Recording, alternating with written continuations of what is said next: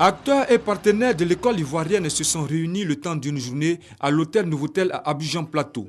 Il s'agit pour la communauté éducative de définir les mécanismes de financement et de gestion durable du fonds de soutien à la scolarisation de la jeune fille. À ce mécanisme défini, un projet de note de plaidoyer assorti d'un chronogramme d'exécution a été élaboré. Avec ce fonds de soutien en cours, la Côte d'Ivoire pourra d'ici 2013 atteindre les 69% de taux d'achèvement de scolarisation de la jeune fille, tel que exigé par le Millennium Challenge Corporation. L'éducation des filles est l'un des investissements les plus rentables que tout pays puisse faire.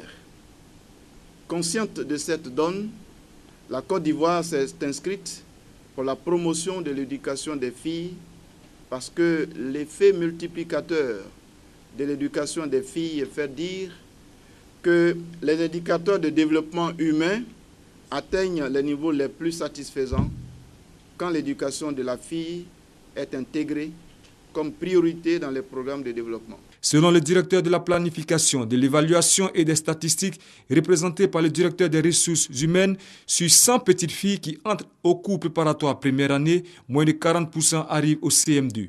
Il y a urgence, ajoutera-t-il. Il s'agit pour la Côte d'Ivoire de se hisser au-delà des 52% atteints en 2012.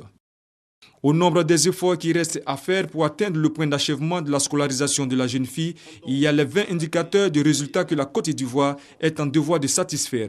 Entre autres, la lutte contre la corruption, la bonne gouvernance, la stabilité politique des pays de la sous-région tels le Mali, le Burkina Faso, le Ghana et le Libéria ont déjà été éligibles au programme MCC.